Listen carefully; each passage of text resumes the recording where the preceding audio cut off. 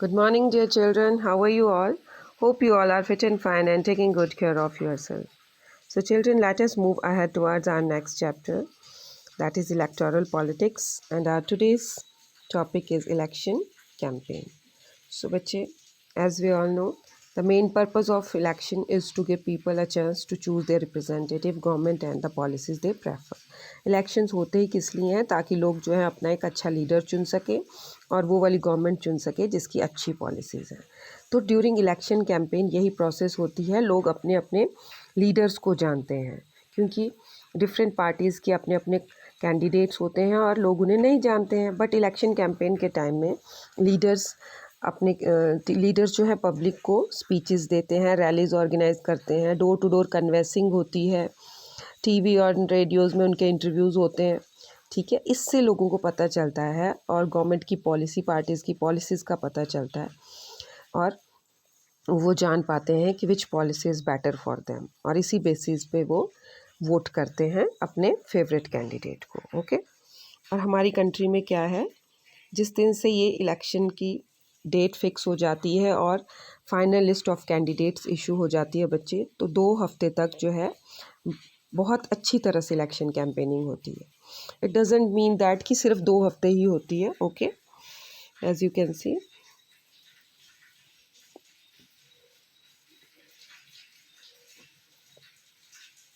It doesn't mean कि जो election campaign है वो 2 हफ्तों तक ही लिमिटेड रहती है, बट 2 हफ्तों तक इसका ज़्यादा जोर रहता है। Political parties start preparing for elections months before they actually take place. Political parties तो बहुत पहले से, कई महीने पहले से ही इलेक्शन कैंपेनिंग की तैयारी कर लेती हैं। ओके, और इलेक्शन कैंपेन में क्या होता है, पॉलिटिकल पार्टीज़ क्या करती हैं, पब्लिक की जो अटेंशन है वो बड़े बड़े इश्यूज़ की तरफ फोकस करती हैं। वो लोगों को अट्रैक्ट करना चाहते हैं, they want to attract the public to that issue and get them to vote for their party on that basis. मतलब पार्टीज़ जो हैं इतना अच्छा ऑफ़र लेके आती हैं लोगों के लिए, इतनी अच्छी पॉलिसीज़ लेके आती हैं ताकि लोग उन्हीं की पार्टी को वोट करें। सच एज़ जो विधानसभा इलेक्शन हुए थे इस बार हमारे हिमाचल में, उसमें क्या था, जो कांग्रेस पार्टी थी वो क्या एजेंडा लेके आई थी, क्या पॉलिसी लेके आई थी, ओल्ड पेंशन का।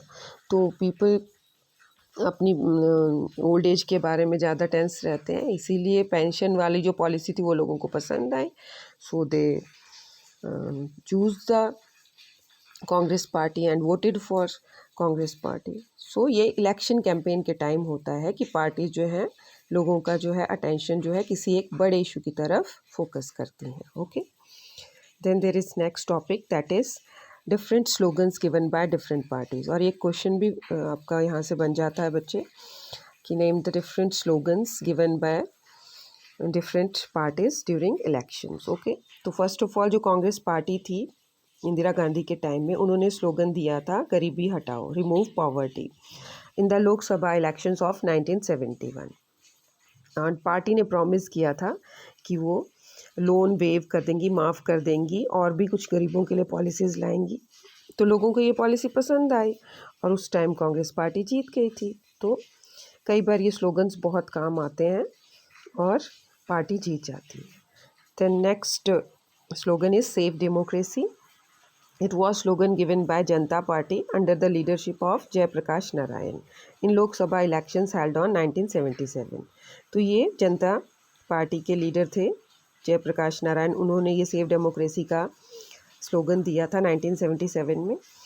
अब इसका मतलब क्या था कि जो इंदिरा गांधी वाली गवर्नमेंट थी, कांग्रेस वाली पार्टी, उस टाइम एमरजेंसी लगाई गई थी और एमरजेंसी के टाइम लोगों के जो राइट्स हैं उन्हें भी थोड़ा कम कर दिया जाता है। मतलब राइट्स को थोड़ा, मतलब लोगों को राइट्स कम मिलते हैं ड्यूरिंग इमरजेंसी। ओके, मिलते क्या है, मतलब ले ही लिए जाते हैं मोस्टली। ठीक है, सो तो जो भी लोगों ने ये इमरजेंसी के टाइम में एक मतलब बेकार सा टाइम देखा था, इसलिए ये सेव डेमोक्रेसी का जो स्लोगन था ये जनता पार्टी ने दिया था। अगेन इस नारे से लोग इन्फ्लुएंस हो गए, स्लोगन से इन्फ्लुएंस हो गए and they opted for Janata party.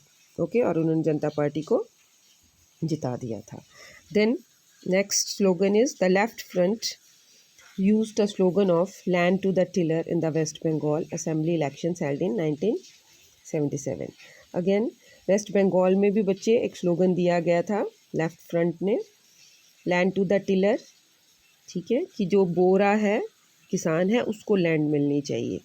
Okay, और अगेन इसी स्लोगन के बेसिस पे वो लोग जीत गए थे। And then last one, protect the self respect of Telugu was the slogan used by N.T. Ramarao, the leader of the Telugu Desam Party in Andhra Pradesh Assembly elections in 1983। तो जो last वाला है ये NT. Rama Rao जी ने दिया था, जो Telugu Desam party के लीडर थे, और वो भी इस स्लोगन के बेसिस पे जीत गए थे। ओके, सो डेमोक्रेसी में क्या है बच्चे? It is best to leave political parties and candidates free to conduct their election campaigns। मतलब इलेक्शन कैंपेन ऐसा होना चाहिए बच्चे कि जो पॉलिटिकल पार्टीज़ हैं और जो कैंडिडेट्स हैं वो फ्रीली जो है इलेक्शन कैंपेन करें, but in a free and fair manner.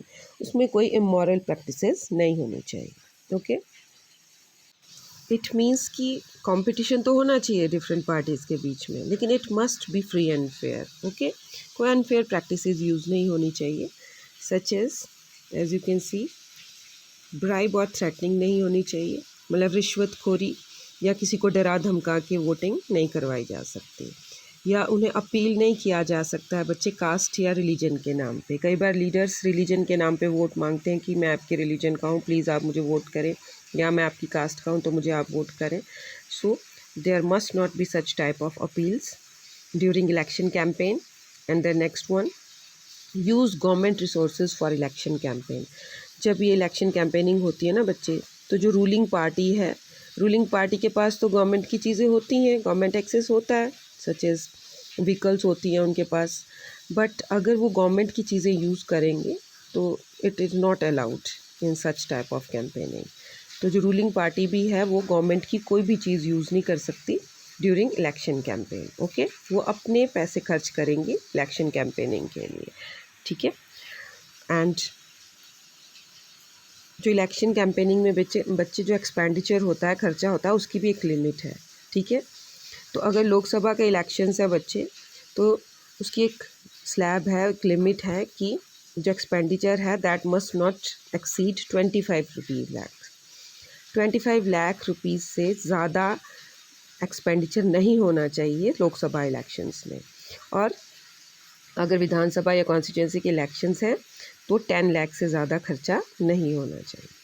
Okay, अगर वो ऐसा करते हैं, ठीक है, तो इलेक्शन जो है वो कोर्ट के थ्रू रिजेक्ट हो जाता है बच्चे, चाहे वो इलेक्टेड भी हो जाए, ठीक है, चाहे वो पार्टी जीत भी जाए फिर भी वो कोर्ट उसे रिजेक्ट कर देता है। ओके, तो in addition to the laws, all the political parties in our countries have agreed to a moral code of conduct, कि कुछ मोरालिटी भी होनी चाहिए, मॉरल कोड ऑफ कंडक्ट, कि मॉरल रूल्स भी फॉलो किए जाने चाहिए during the election campaign. Okay, so according to this, no party or candidate can use any place of worship for election propaganda. कोई भी पार्टी जो है place of worship such as temple, mosque and any other place of worship उसको use नहीं कर सकती election propaganda के लिए। Okay,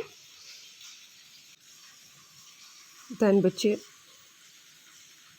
no use of government vehicles, aircrafts and officials for elections। हमने पिछले पॉइंट में भी पढ़ा था कि गवर्नमेंट व्हीकल्स का कोई यूज़ नहीं होगा, कोई एयरक्राफ्ट्स यूज़ नहीं होंगे अगर रूलिंग पार्टी है।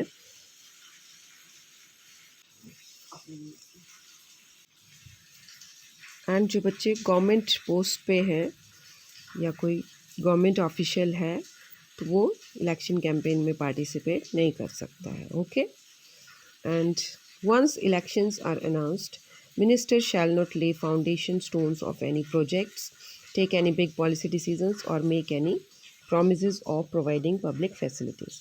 एक बार बच्चे जब इलेक्शन की डेट आपकी अनाउंस हो जाती है तो मिनिस्टर्स जो हैं कोई बड़े प्रोजेक्ट को शुरू नहीं कर सकते, ठीक है, और कोई बहुत बड़े प्रॉमिसेस नहीं करेंगे लोगों के साथ पब्लिक फैसिलिटीज़ देने के, क्योंकि इससे क्या होता है, पब्लिक ओपिनियन बनता है, लोगों को पहले ही फेवर करने का मौका मिल जाता है कि इस पार्टी ने प्रॉमिस किया है तो हम इन्हीं को वोट करेंगे।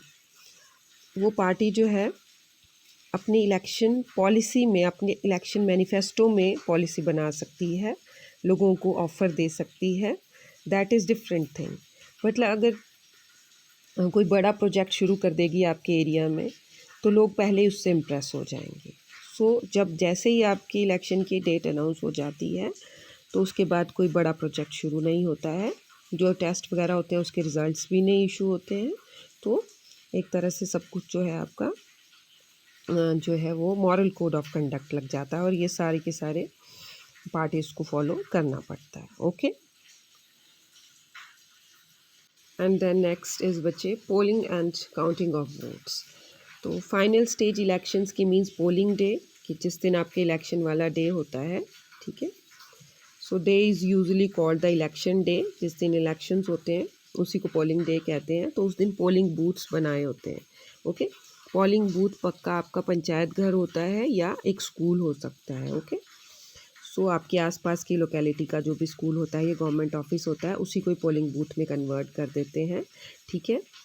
जो इलेक्शन ऑफिशियल्स होते हैं वो आपकी आइडेंटिटी चेक करते हैं, जो भी वहाँ पे कैंडिडेट जो है, जो भी वहाँ पे वोटर जो है अपना वोट देने जाता है, और वोटर लिस्ट में उसका नाम चेक किया जाता है और आफ्टर दैट उसकी जो उंगली पे जो है इंक का निशान लगाया जाता है, रीज़न बीइंग कि वो दोबारा से वोटिंग ना कर सके एक बार देने के बाद। ओके, सो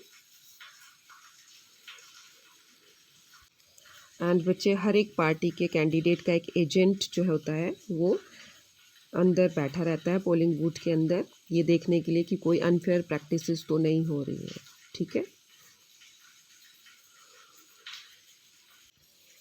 बच्चे अर्लियर टाइम्स में क्या होता था, जो वोटर्स थे वो अपना वोट क्या करते थे, एक स्टैम्प, एक पेपर पे, बैलेट पेपर पे स्टैम्प लगाते थे। एंड एक बैलेट पेपर जो होता था एक शीट की पेपर होती थी। ओके, एक कागज़ का जो पेपर होता है वैसा एक शीट होती थी और उस पर सारे कैंडिडेट्स के नेम मेंशन होते थे और आगे उनका सिंबल बना रहता था। ओके, तो उसी सिंबल के आगे स्टैम्प लगानी होती थी। बट नाउ अ डेज़ क्या यूज़ होता है बच्चे, ईवीएम, इलेक्ट्रॉनिक वोटिंग मशीन्स अब यूज़ होती हैं, ठीक है।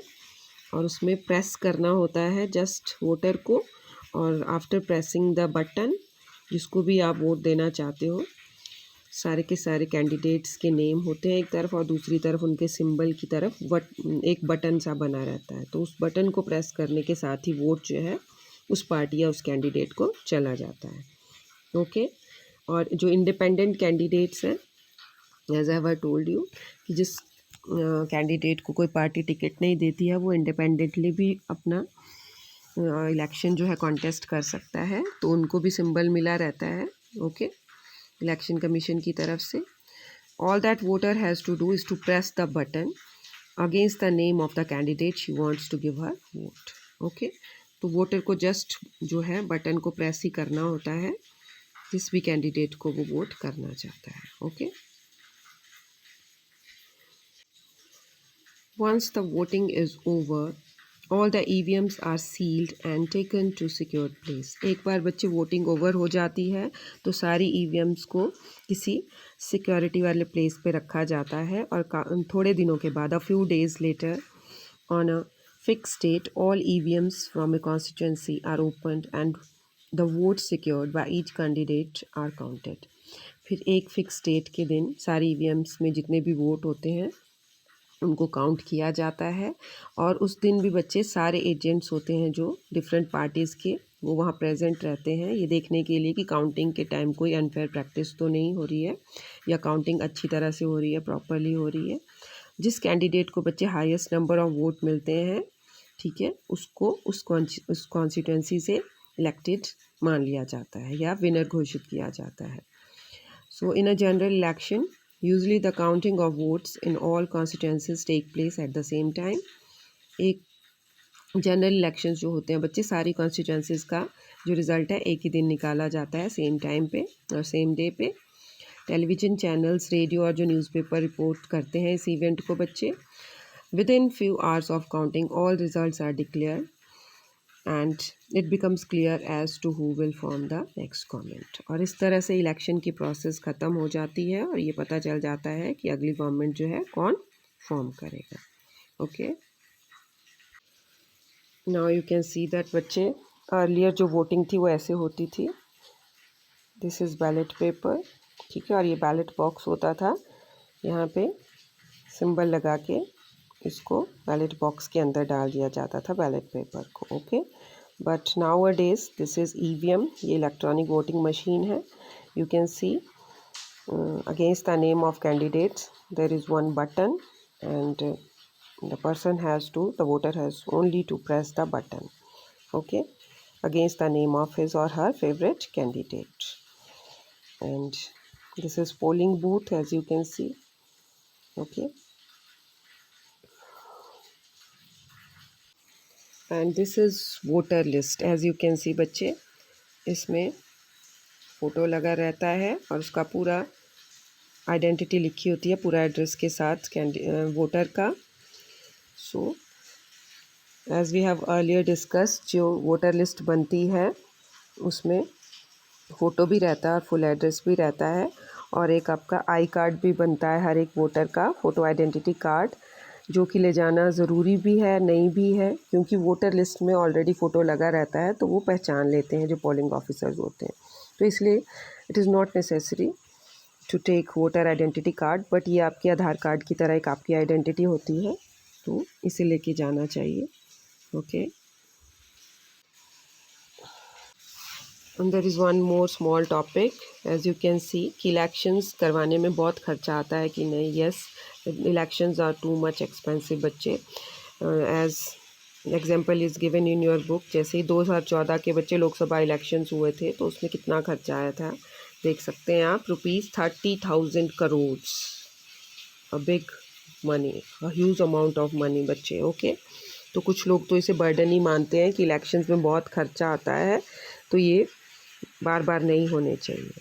सो इसीलिए बाई इलेक्शंस को अवॉइड ही किया जाता है, as we have discussed about general and by elections, जो हर 5 साल बाद टर्म में इलेक्शन होते हैं, चलो दैट इज़ ओके, बट जो बाई इलेक्शंस होते हैं उससे बचना चाहिए। अगर कोई बहुत ज़रूरी रीज़न ना हो जाए उससे पहले बाई इलेक्शंस नहीं होने चाहिए, क्योंकि इससे लोगों पे एक्स्ट्रा बर्डन पड़ता है बच्चे। Okay, so that's all in your today's topic. Revise the topic. Thank you and have a nice day.